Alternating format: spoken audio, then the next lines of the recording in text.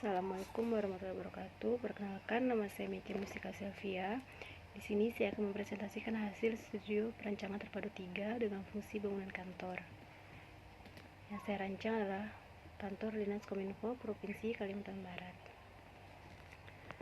Sini pertama-tama saya langsung menjelaskan situasi. Dapat terlihat set berada di area padat pemukiman penduduk dan perkantoran. Lokasi set berada di Jalan Adi Sucipto.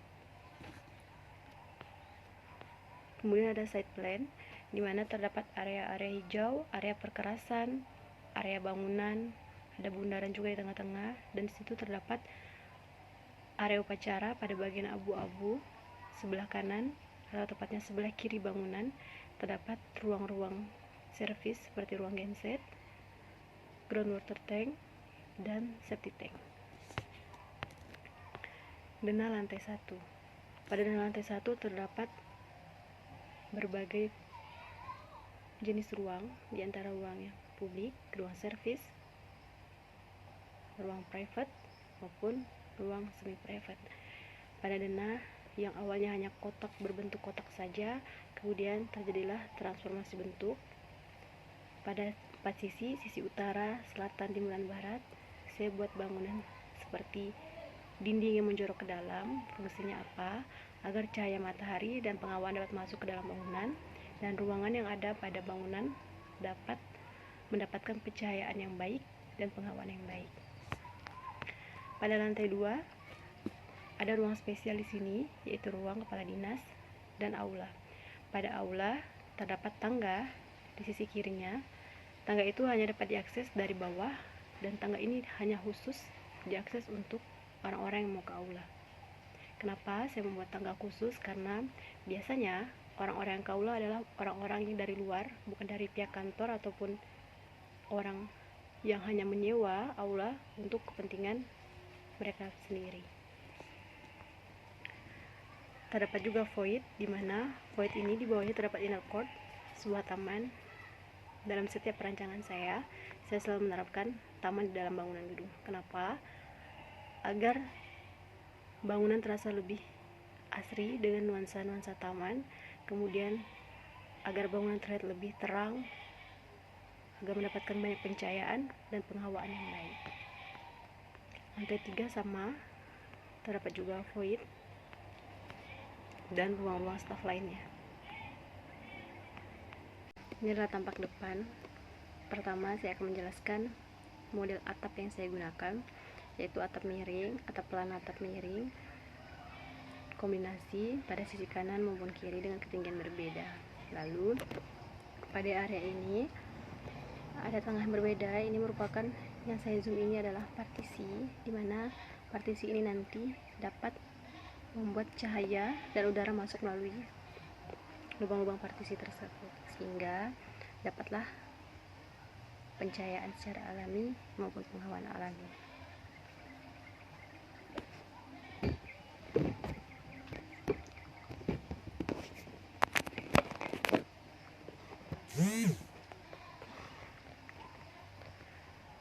Selanjutnya tampak belakang. Pada tampak belakang terdapat juga dinding ACP, lalu kemudian ada juga ornamen sun shading, ornamen Dayak yang saya gunakan. Kenapa saya selalu menggunakan ornamen Dayak? Karena itu merupakan ciri khas dari Kalimantan Barat. Terdapat juga motif-motif segitiga, di mana itu adalah motif-motif khas dari suku Melayu. Selanjutnya tampak belakang. Pada tampak belakang terdapat juga dinding ACP, lalu kemudian ada juga ornamen sun shading, ornamen Dayak yang saya gunakan. Kenapa saya selalu menggunakan ornamen Dayak? Karena itu merupakan ciri khas dari Kalimantan Barat. Terdapat juga motif-motif segitiga, di mana itu adalah motif-motif khas dari suku Melayu yang ada di Kalimantan Barat. Ini adalah tampak samping kanan pada bangunan. Sama halnya dengan tampak depan dan belakang, saya meletakkan juga sun shading pada sisi kanan. Kenapa? Karena untuk meminimalisir radiasi matahari yang masuk ke dalam bangunan. Ini adalah tampak kiri pada bangunan. Yang area bawah merupakan parkiran motor, yang atas merupakan aula. potongan AA, dimana saya memotong pada bagian lobi, ruang staf, pada bangunan itu sendiri. Sama halnya dengan potongan BB, saya juga memotong area-area kerja staf.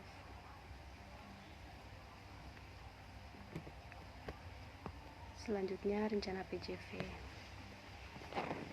Terdapat berbagai macam jenis pintu dan jendela yang saya gunakan dengan material kaca dan baja ataupun aluminium. Di sini saya meletakkan banyak pintu sesuai kebutuhan ruang, kemudian jendela juga, baik itu jendela yang dapat dibuka maupun jendela mati atau kaca mati. Tujuannya sama, untuk mendapatkan pencahayaan dan pengawalan yang sangat baik pada bangunan ini. Ini rencana PJV lantai 2. Terdapat juga rencana PJV lantai 3 dan terakhir rencana PJV lantai 4. Ini adalah detail-detail PJV. Terdapat 2 buah pintu dengan 2 daun, lalu terdapat 3 pintu dengan 1 daun, yang satunya adalah pintu toilet, dan 2 jendela dengan tipe 3 daun dan 2 daun. Ini adalah detail arsitektural yang saya bilang. Ini adalah ornamen Dayak khas dari Kalimantan Barat. Kalau yang ini adalah sun shading atau fasad yang saya gunakan pada area kiri bangunan atau kanan bangunan dan depan bangunan. Ini berasal dari material baja. Rencana plafon dan titik lampu. Plafon yang digunakan adalah plafon GRC. Kenapa? Karena memiliki banyak keuntungan dan harganya jauh lebih murah dan mudah untuk digunakan. Di sini saya mengambil contoh pada area parkir.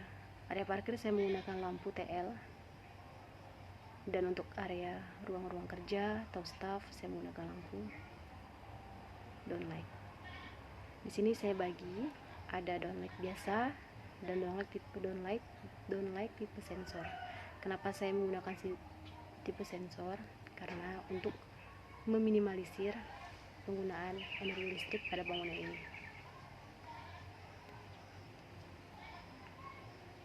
Ini terbagi dari beberapa zona, seperti halnya pada ruang kelompok Jafung terdapat 2 saklar dan 2 zona lampu. Ini pada area ruang staf subbak umum aparatur, pada sisi kirinya merupakan lampu sensor yang akan hidup jika ada cahaya dari luar. Seperti ini juga pada ruang arsip yang otomatis hidup. Di sini saya menggunakan sensor cahaya. Sama halnya pada area teras. Rencana plafon dan titik lampu pada lantai 2. Di sini terdapat jumlah berdasarkan perhitungan yang diperoleh. Terdapat 87 downlight LED dengan 18 watt dengan tipe DN027C, lalu 12 downlight LED yang sensor dengan 18 watt dan 37 lampu TL.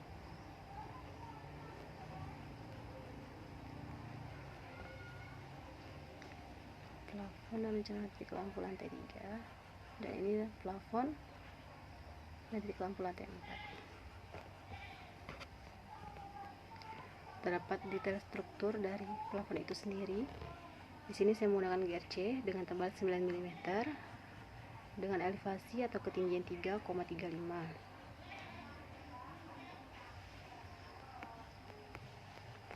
Selanjutnya masuk ke gambar struktur.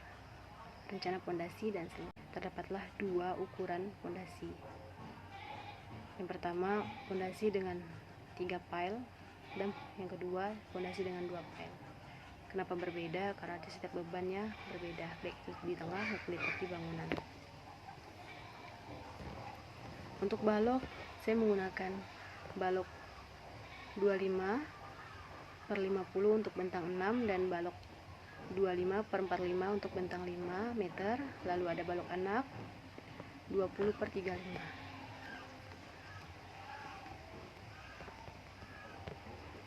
Yang di lantai 2 juga sama, menggunakan balok nanti dengan 3 tipe yang berbeda.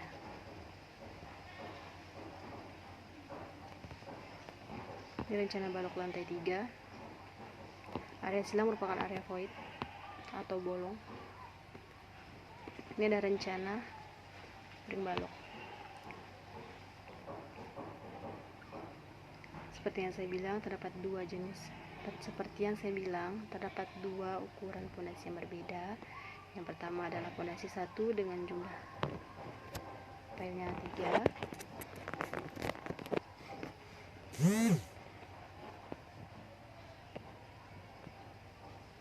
Di sini saya menggunakan pel ukuran 30 x 30. Lalu besi polos dengan ukuran 8 dan jarak 150. Kemudian besi ulir dengan diameter 16.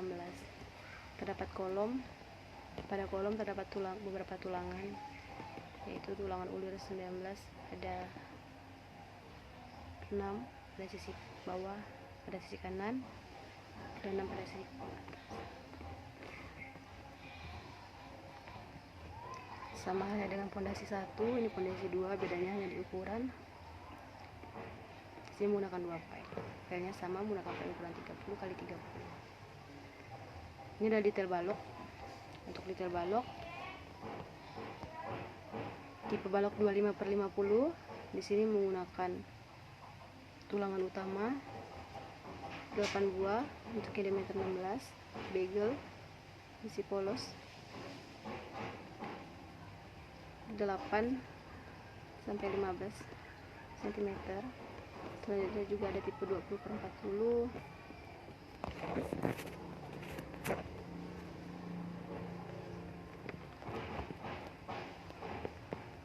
Rencana kolom. Kolom yang digunakan adalah kolom dengan ukuran 50 x 50. Lantai 1, lantai 2, lantai 3, dan lantai 4. Kemudian ada potongan tangga, potongan A dan potongan B. Yang pertama ada potongan tangga. Di sini di detail terlihat bahwa terdapat balok induk 25/50, lantai 10 cm, keramik dengan ukuran 60 x 60, dengan tinggi bordes 2 meter, dengan ketinggian anak tangga 1,8 dan lebar anak tangga 30 cm sesuai standar yang ada. Ini detail tangga, detail struktur.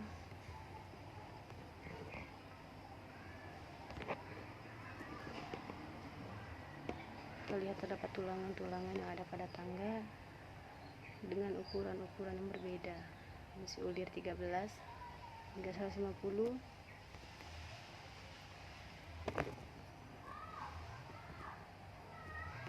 Ini pada struktur tangga.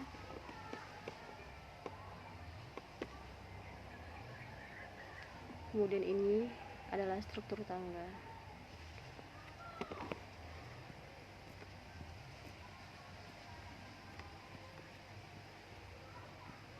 Detail.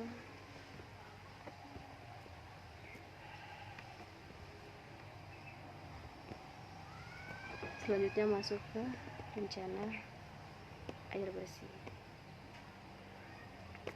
Di sini saya menggunakan sistem up down, di mana yang saya gunakan adalah sistem upfit, di mana air dari bawah atau ground tank dipompa hingga ke atas bangunan, kemudian masuk ke dalam pipa-pipa penggunaan air bersih.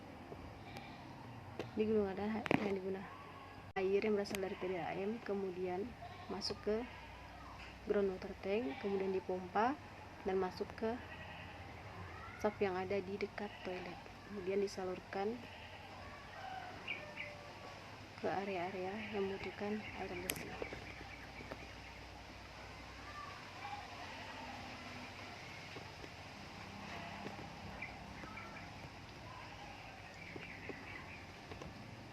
Di lantai 2 dari sap, kemudian disalurkan ke toilet, ke area pantry kecil, kemudian ke toilet untuk khusus aula.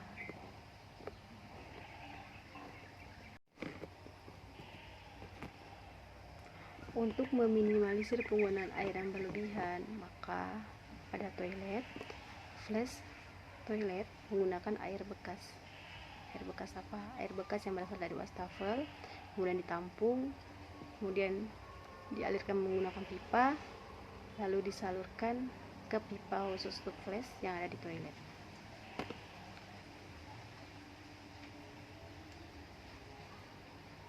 Ini adalah aksonometri.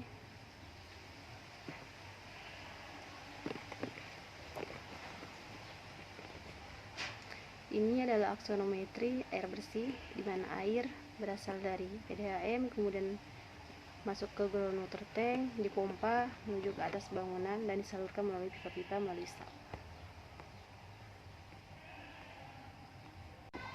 Rencana pemadam kebakaran. Yang pertama di sini adalah titik smoke detector dan fire alarm yang diletakkan di ruangan, baik itu ruang staf, ruang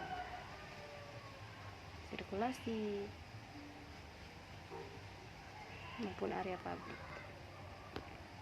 Di sini dapat dihitung bahwa untuk lantai 1 terdapat 9 buah smoke detector dan 9 buah fire alarm.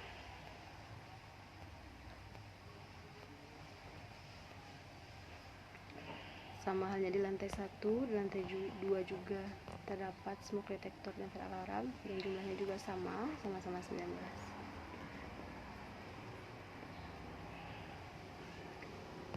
Ini adalah titik smoke detector dan fire alarm pada bangun gedung di lantai 3 dan lantai 4. Kemudian ada rencana sprinkler. Selanjutnya ada rencana sprinkler, di mana di sini saya menggunakan sprinkler dengan radius 3,5 dan jarak antara sprinkler adalah 4 meter. Di sini terdapat keterangan yang merah merupakan sprinkler, lalu ada indoor hydran box, terdapat 2, itu ada dekat toilet dan di area sirkulasi. Terdapat juga APAR dan BCV. Dan untuk rencana sprinkler lantai 2, rencana sprinkler lantai 3, rencana sprinkler lantai 4.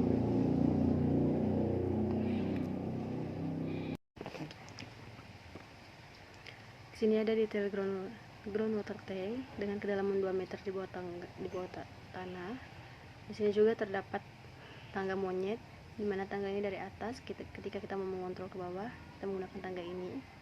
Lalu ada ruang pompa di atasnya. Di sini terdapat 2 pompa, yaitu pompa sprinkler dan pompa untuk air bersih. Ini adalah denahnya. Selanjutnya ada detail genset. Ruang genset yang dibuat dengan ukuran 5x3 yang berada di belakang bangunan. Dan di sini terdapat beberapa detail-detailnya pada ruang genset. Detail septic tank. Sini saya menggunakan biotek. Kenapa? Karena banyak keuntungan jika kita menggunakan biotek, di mana lebih efisien, lebih mudah, di mana biotek ini lebih efisien dan lebih mudah dalam perawatannya. Rencana VAC. Dalam bangunan saya tetap menggunakan AC, tetapi di sini menggunakan AC multi split dengan menggunakan VRV. Dan AC ini hanya bisa digunakan ketika pukul 10 hingga pukul 2. Penggunaan AC sangat terbatas pada bangunan gedung. Ini adalah rencana AC pada lantai 2. Pada ruangan terdapat AC kaset maupun AC indoor unit tipe biasa. Ini VAC lantai 3 dan VAC lantai 4. Ini adalah detail VAC. Ini adalah detail VAC, dimana ini adalah indoor dengan tipe kaset, Kemudian terdapat juga VRV nya. Selanjutnya rencana air kotor. Septic tank berada tidak jauh dari toilet. Tujuannya apa? Agar jika terjadi penyumbatan, septic tank tidak jauh dari toilet. Tujuannya apa? Agar jika terjadi penyumbatan, maka tidak sulit untuk mencari di mana sumber permasalahan itu. Dan jauh lebih efisien jika jarak septic tank tidak terlalu jauh. Rencana air kotor lantai 2, lantai 3, dimana dari toilet, baik itu dimana dari toilet masuk ke staf, lalu turun hingga ke septic tank bawah. Septic tanknya menggunakan biotek.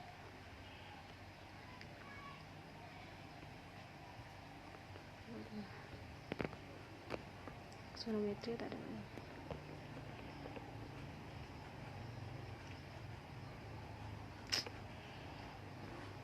Ini adalah tampak depan dari hasil renderan.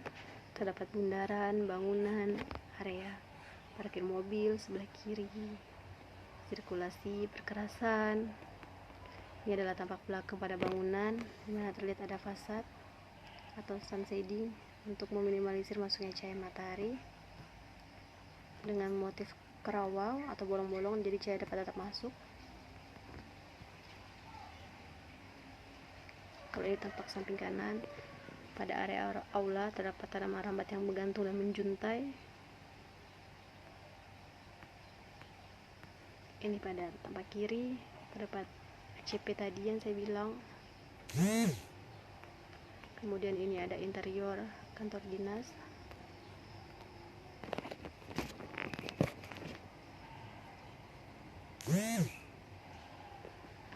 Kemudian ini ada interior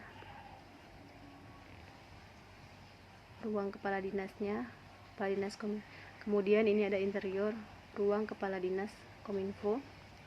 Ada 4 view yang saya ambil. Selanjutnya ada ruang rapat dengan penggunaan material-material yang ramah lingkungan seperti wood plank, kemudian penggunaan tanaman pada bangunan, kemudian penggunaan tanaman pada ruangan-ruangan agar terlihat lebih segar dan memperindah visual.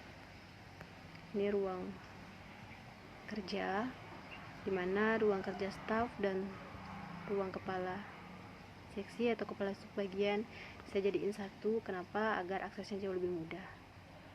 Area terluar adalah area kerja untuk staf, dan pada sisi dalamnya terdapat ruang kepala subbagian atau kepala seksi. Ini lobby, terdapat inner court di bawah.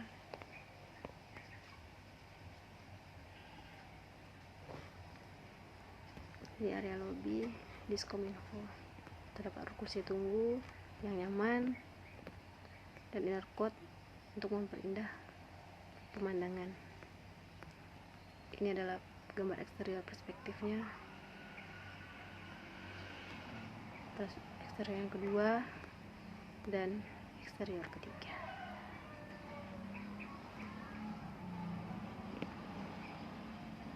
Sekian presentasi dari saya. Wabillahi taufiq wal hidayah. Wassalamualaikum warahmatullahi wabarakatuh.